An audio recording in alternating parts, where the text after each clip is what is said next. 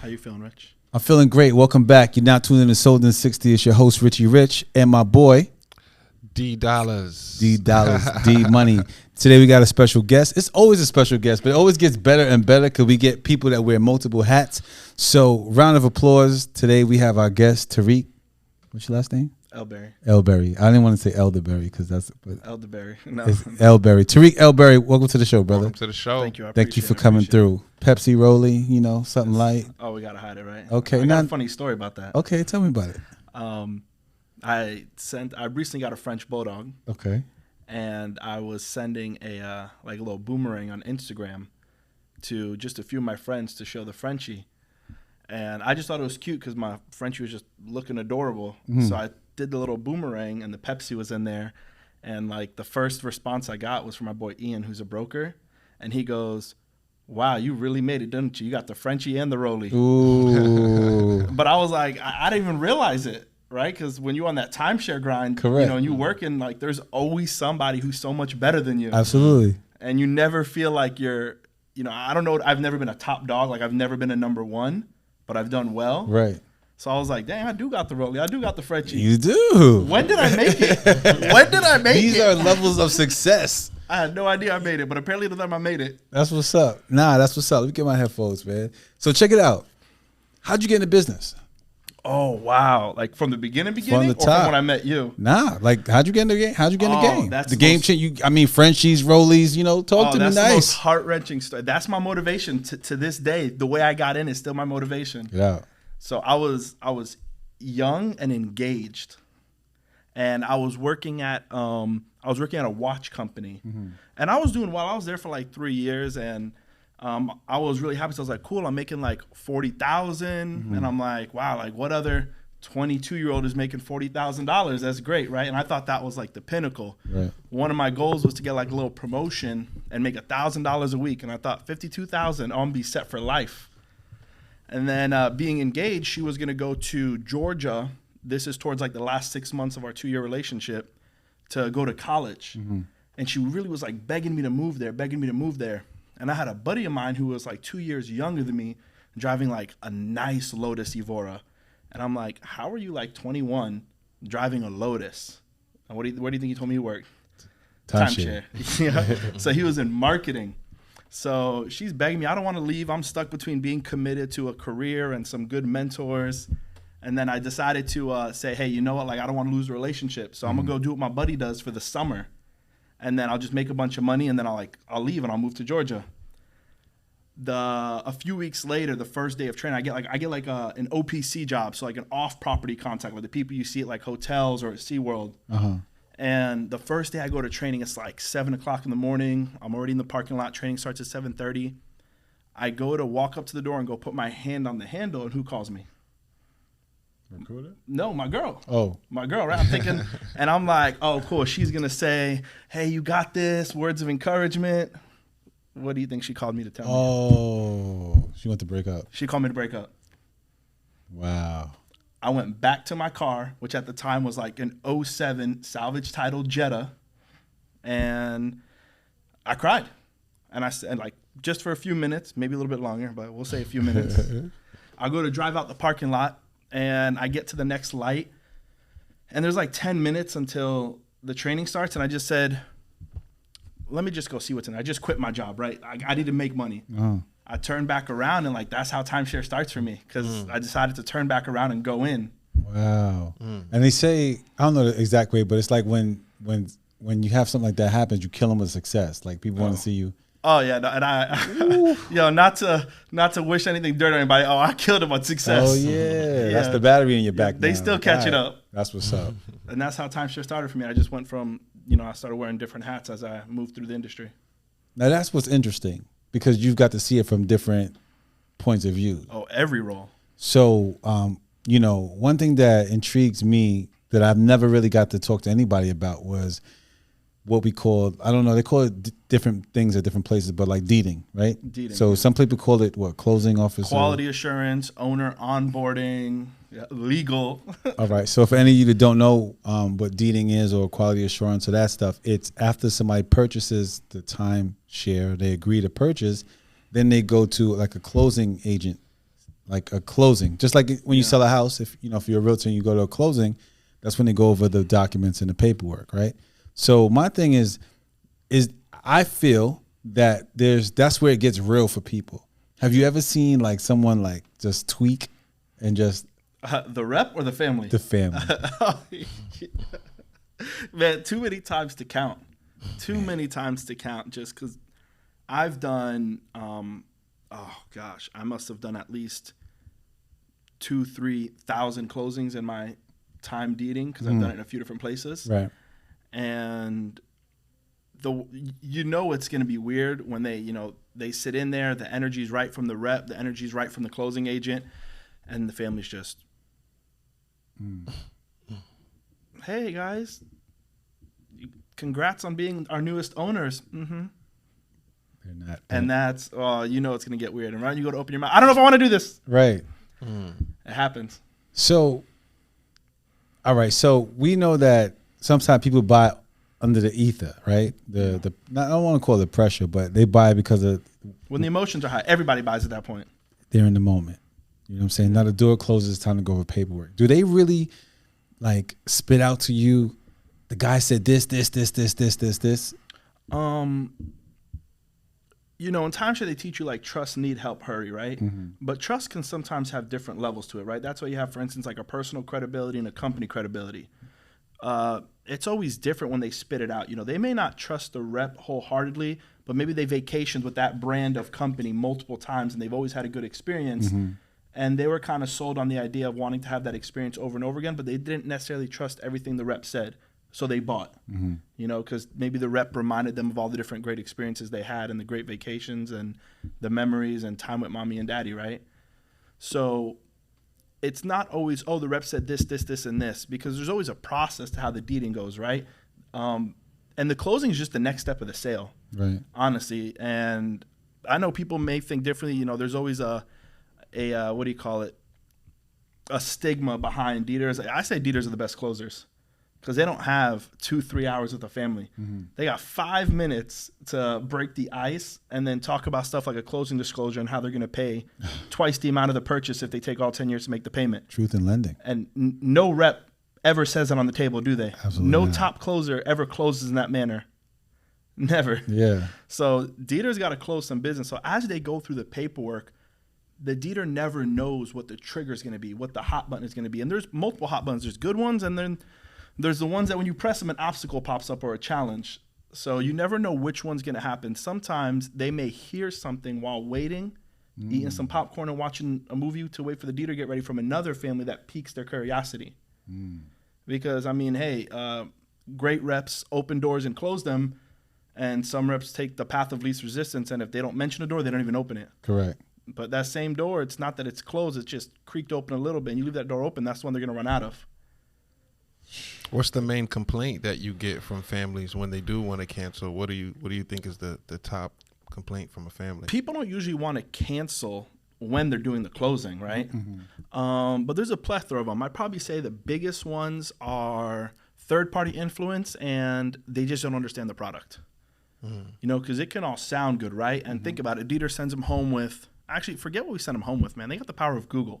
Absolutely. They can Google anything. They don't even need to remember what the website is called. They can just put in, Westgate.com, Hilton.com, Marriott.com, whatever company they're buying from, and even if that's not the name of the website, they're going to find the website. They're going to find a directory. They're going to find some reviews. They're going to see maybe the amount they purchased isn't necessarily leaning towards where they think they're going to go. And that may not always be the case. They just don't understand how to use their product. Correct. So I do not understand the product is probably one of like the biggest ones, but that's not what people say though. They don't call you and say, hey, I don't understand and it's making me feel a little bit shaky on my purchase. And if you could really reaffirm my understanding, I believe this can be a good product for me. I want to keep it. What's the easiest thing to do? Cancel. Yeah, I just want to cancel. Yeah. And that's not the real scenario. So, but the deeder or closing agent is trained to discover the reason why they have this discomfort or uncertainty, right? Well, always, yeah. There's always something in the paperwork that the paperwork is. You only really need the deeder for one thing. So deeders have to be a notary, right? Because they got to notarize like the mortgage documents. Other than that, I think anybody can actually do the rest of the paperwork. The paperwork is meant to bring out these objections before they're ever really an objection. So a lot of maybe third-party stories. So let's say most companies offer like a price freeze, right?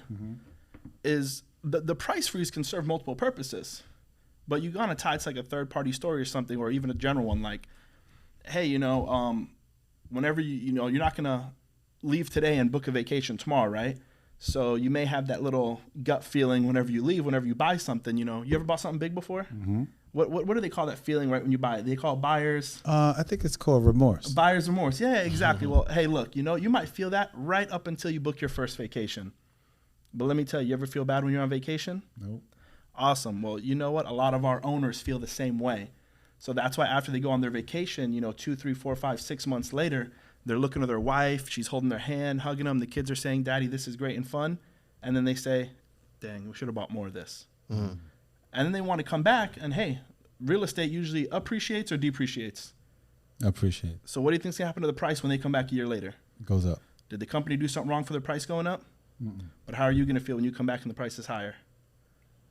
Should have bought more. You should have bought more. You might be upset about it. So you know what? This is a company that cares. So they understand that you need time to enjoy the experience. So we want you to come back, and whenever you enjoy that feeling, you can come back and upgrade. And what is that meant to cover? That's meant to cover that doubt of like buyer's remorse, for example, before they even ever mention buyer's remorse. That was like a feel, felt, found. Feel, felt.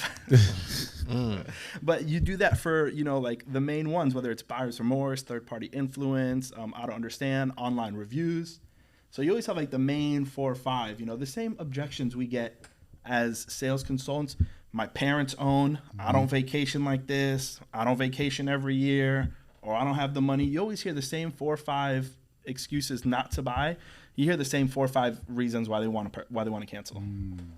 That's what's up. So dealers should try to uncover those, and then, hey, sometimes they explode there in the office, but is there really a safer place for that objection to come up than the closing officer's office? Do you feel that buyers are liars? Yeah, hell yeah. Hell yeah, buyers are liars. For sure. You have a new car? Yes. Yeah, what do you drive? Audi. An Audi. Which dealership did you buy it from? I got it from off-lease dealership. An off-lease dealership, cool. Did you go to the off-lease knowing you wanted to buy that car? No. Oh, you didn't? Why are you buying cars like that? That's like mad irresponsible. I had my eyes on a different brand, different model, and I ended up with. I had to settle for that. Well, we got to teach them process. When you go to off-lease, you got to pick like 3 cars you want, because when you get there, they drive off the lot. Yeah, for sure. Dylan, we can't use your example. We're gonna use mine. I got a new truck. Okay. I drove to the dealership knowing I wanted that truck. When I walked in, they said, "Hey, sir, how can I help you? Do you have a vehicle in mind?" What do you think I said? You said yeah, absolutely. I said, "Hell no." Oh. I said, "No, I'm just looking around. I see you guys got some nice cars. I think I'm a truck guy." And they're like, "Oh, let me help you. I'm just looking." I knew dang well I already ran my own credit. I brought the financing with me, and I wanted to buy the car. Right. True. People go to these places. Sometimes we're disillusioned in timeshare to think that people don't know what timeshare is like. You don't just pick the timeshare resorts. They are not cheap. We know they're not cheap. And you think about the process of how the average person goes on vacation. They need to get a hotel room. They get a flight, right? They Google hotels in Orlando. You think they pick the highest rated accommodations or the lowest rated accommodations? The lowest. They try to pick the highest rated accommodations within their budget realistically. Absolutely. But then they end up going to one of these big, huge resorts that we have here in Orlando. You think they don't know what it's about? They know what it's about. It says you get 60% off if you do a resort preview. They're Exactly. Like, click. They know if they're going to want it or not. Maybe a little bit so beforehand, because people come in with preconceived notions, but you can clearly tell during the presentation the point where they want it. You know there's a point where they want it. And that's when they start asking you questions about the product. Well, how much is it? Yeah, exactly. Well, I love how much is it. Maybe that question doesn't necessarily count, because I'd be rebuttaling that question. I say, Right. Are you asking me how much it is because you just want me to show you, and you say no and leave? And sometimes they say, yeah. And I'm like, then I'm not going to show you yet. Right. Yeah. That's a good question. Why do you ask? Yeah. But some people, they hit the point in the presentation where they know they want to buy, but they want to hide that because nobody likes to be sold, but everybody likes a good deal. But people don't know if they're going to get a good deal if they tell you that they want it. And that's where you get into the whole confusion in the timeshare process, where people purchase like price over point or price over time.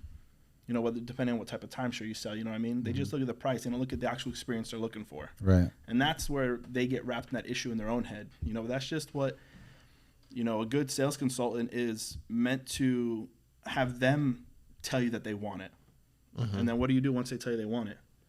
You take it away. You take it away, Dillan. You take it away, and then that's it. That's the fun part of it. You hit a trigger question for me. This is we always do this poll. So what's better, points or weeks? Depends. I would say depending on the scenario. For my lifestyle, I prefer points, but I'll give you this example. I'll defend weeks momentarily. I use there's just one title company I like, where I made really good friends with the owner of the title company, and I was working at a resort that she owned a week at, but that resort no longer sells weeks; they just sell points. But she had the week before school starts, and she has 4 young kids. She always has that 1 week guaranteed for her. It's like the second week of August, like the week before school starts for us here in Florida, and that means more to her than the world. Because that's like the last week, end of summer, big hoorah. She has 8 days and 7 nights of fun on a beautiful resort with her 4 kids, and they look forward to that every year. And that is a great thing. You know, she doesn't have to put much planning into it. The reservation's already made when you own weeks. She just shows up. But what is the defense to points? There's no flexibility. Between timeshare and vacation ownership. And I know some people say that they're synonymous, but not realistically. Timeshare is meant to share time in that unit. Vacation ownership encompasses many other things, whether it's the way you travel, the flexibility of travel, and everything from how you get there to where you're staying. You know, I don't necessarily vacation 1 week at a time. I can't remember last time I did a 1 week straight vacation unless it's out of country. But I do a lot of 3, 4, 5 night vacations, and my timeshare week, if I had a week, can best be 1 week or split up into like 2 half stays. Right. You know, but if I use 2 nights here, 2 nights there, and 4 nights there with my points, or 3 nights somewhere else, then I got that extra reservation that appeases me. So it's really what matches them. But in today's world, and how most people have, you know, access to the world's information at the palm of their hands, and they want something, they order it on Amazon and it comes 2-day free prime shipping. Like, people want things nowadays the way they want them. So I don't know if it's necessarily which product is better as opposed to which one appeases their ears and their mind more. And I think more people like the idea of power, control, and flexibility above being told what they have to do and when they have to do it. Gotcha. Got you. Do you feel that timeshare representatives are aggressive? That's a weird question, right, for this point, because you could simply answer it yes. But I just think most people's day-to-day interactions, let me backpedal a little bit. I think what really sets apart salespeople in general is, or maybe I'll make it more timeshare salespeople, we question what the people tell us. And that's not a standard practice in their day-to-day communication. So we use a lot of phrases like, remember earlier when you told me? Right. Hold them accountable. Does anybody actually say that to anybody else outside of timeshare? No, they don't. Nah. Because if you tell your boy, like, hey, yeah, like, we're going to meet up later, you know, we're going to grab some wings and blah, blah, blah, and we'll hang out, you know, and you're like, all right, cool, man, I'll see you after work, bye. And then your friend doesn't hit you up later and tell you which place you're going to have those wings and beer at. You don't text him and say, yo, remember earlier when you told me we were going to get wings and beer? It's just not normal. Right. It just doesn't happen outside of sales arenas. For sure. So I think not that they're aggressive just because they're unaware of that happening normally in their life. They don't know how to respond, and it creates like an aggression tone back and forth. But that's also up to the sales representative to take control of. You know, it's what is he going to do that, because you don't want to win the battle and lose the war, right? Correct. So it all comes about, I think the biggest issue is when people say that timeshare reps are aggressive, it's because a lot of people don't spend the time making a friend.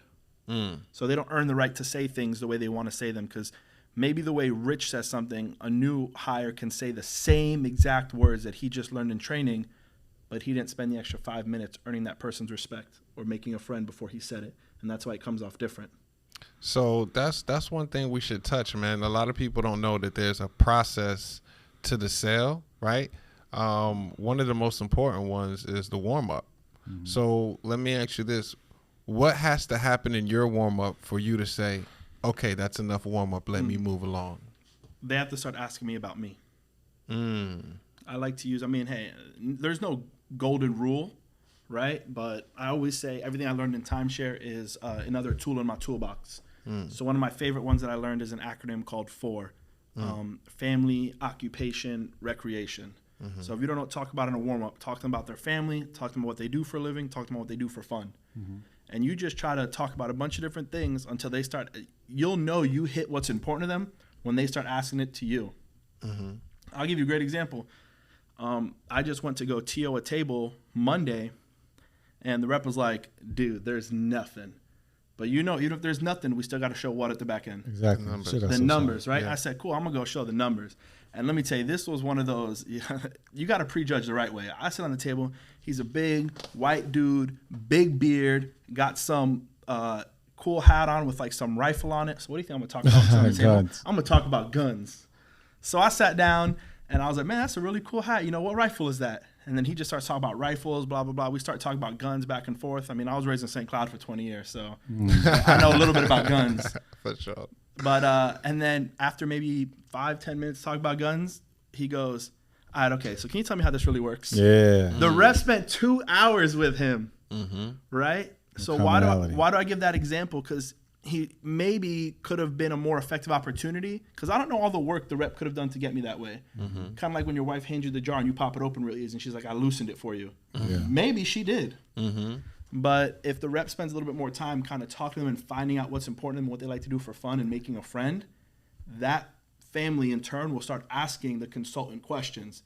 And once they start asking you questions, you answer them, and then you start to get into the next portion, whether it's your discovery or your how it works, whatever it may be. True story. Yeah, I wait for them to ask me questions. Interesting.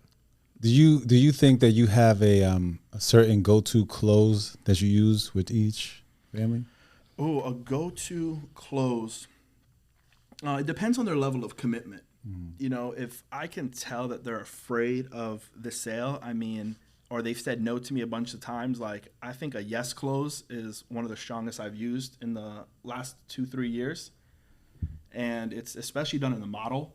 So whenever you're in a model unit, most resorts have like some 2-bedroom to 4-bedroom model, right? And there's usually one of the rooms has like a nice king size bed. The other room has like some double beds. So I love going to like that double bedroom and like saying, hey, if I shut the door and that door were to exit you out to the hallway, what does this room remind you of? People usually say like, oh, a hotel room. And I say, exactly, you know, and I kind of reference their anyway money. I'm like, all right, cool. Well, this is a $100,000 hotel room.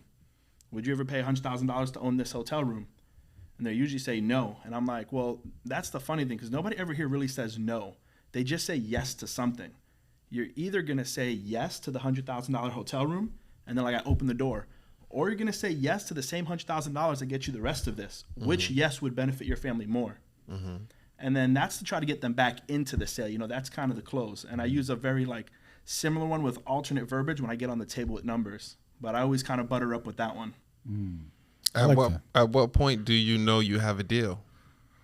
Man, you know, I still don't know what I don't have. When they say yes, and when they give me ID and credit card, they say we both want it. Because that's the beauty of this industry. I still have so much fun because even though I do my process, because let me put it to you this way, I stopped worrying about if every single table is a deal or not. That's when the job became way more enjoyable for me. I just look at it as like, hey, if you offered any one of those new hires that came into the class, said, hey, we're going to offer you $250,000 salary. You got to come into work from 7 to 4 every day, and I want you to do A, B, C, D, E, F, G steps. If you finish the steps early, you can go home.